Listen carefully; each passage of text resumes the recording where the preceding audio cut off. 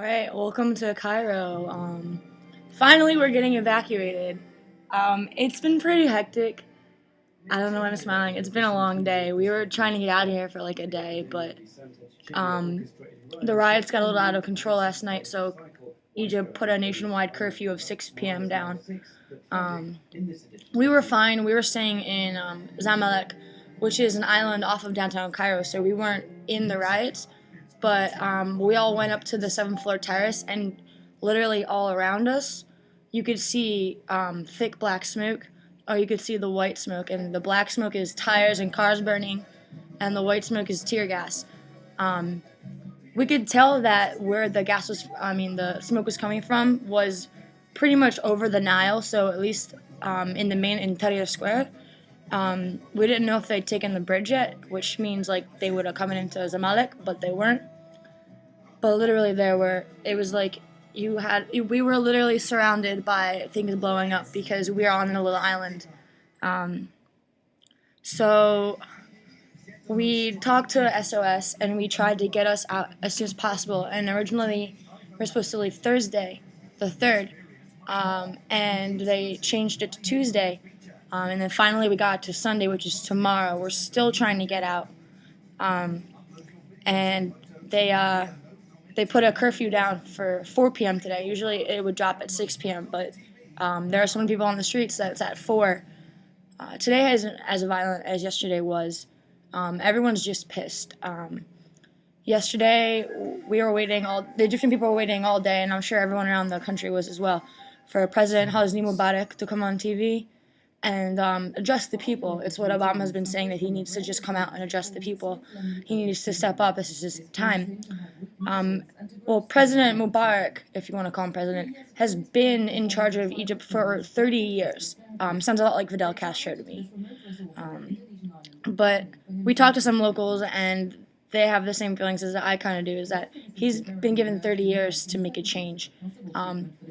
Last night, he was going to come on TV at like maybe 6 or 7. They said he's Mubarak on in 10 minutes. It was like maybe 9 or 10 before he came on. And he came on and he said that the government was resigning. And at first, everyone took it as, people won, Egyptian people won. But after he explained a little further, he said that he was going to throw out the cabinet and tomorrow re-elect a new cabinet.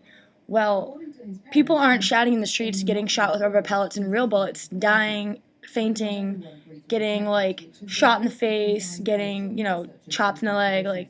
They aren't doing that for Mubarak to come out of hiding to say he's going to put a new cabinet in office, and he's probably going to handpick his corrupt people to put in office. Maybe if Mubarak came out on the first day of riots, this would have helped the people and helped the sentiment go back down to being peaceful. But people have stormed the streets, and we were out this morning none of us could sleep. We were out this morning. We went to get food, and we were like, we kind of want to rock around. We want to get to see Egypt all we can. We had our flight at Sunday. We called the SOS people. They were supposed to come at 3. While we were out, the pharmacy next door got a call from the police saying, get off the island, get off Zamalek, go into your house, board up your windows. The riots are coming to the island. So we got really afraid. If police are calling businesses and they're telling Americans to leave, we need to leave. People all around us were leaving. They had their suitcases on their cars. Cars were driving crazy close to us, and I didn't put the 2 and 2 together until then. They were saying they were going to come target rich, wealthy people, which is kind of what an island is. But this turned out to be false. We talked to some protesters later on, and they said that they had no interest in foreigners and that they really just want to get to the government and they want Mubarak out of office. But we were presented with an issue. We needed to get off of the island, and we needed to get closer to the airport so that we can try to get our 10 a.m. flight. And curfew was put in place for 4 p.m., and everyone has to, abide that law. Even businesses, people, escort services, it's 4 p.m., and if you were out past 4 p.m. or 6 p.m. last night, they would shoot you. That's probably just an over-exaggeration, but, I remember last night, it's still, me and Khalid went to the market to get water for everyone, and we were, Khalid had like 2 cases of water on his shoulders, and then he gave one to me, and we were just like running down the street trying to get back before 6 p.m. Because like you have to take this seriously. This is, Egypt is in a state of revolution, and it should be. And after Tunisia, and now Egypt taking a fight against their dictatorship or government. Hopefully now more countries that are in this state of emergency will fight up against their government as well, creating a domino effect.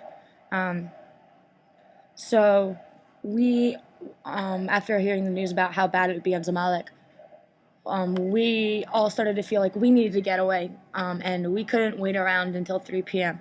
in order to wait for this company to kind of mosey on over to help us clear us out.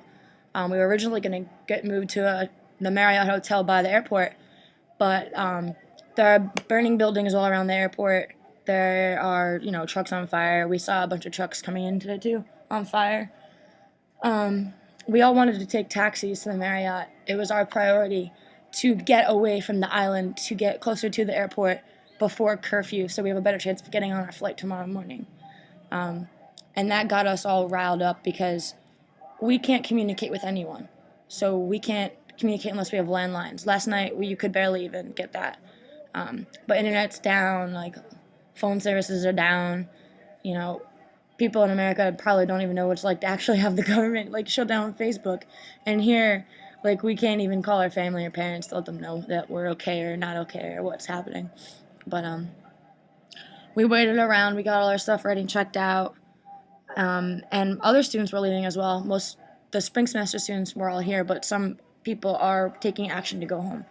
And I think they should, because if they overthrow Mubarak, who's going to be in charge? You're going to have a period where you're going to have no government, or you can have someone that's more corrupt come in, or you can have a period of more violence. It's not going to go away.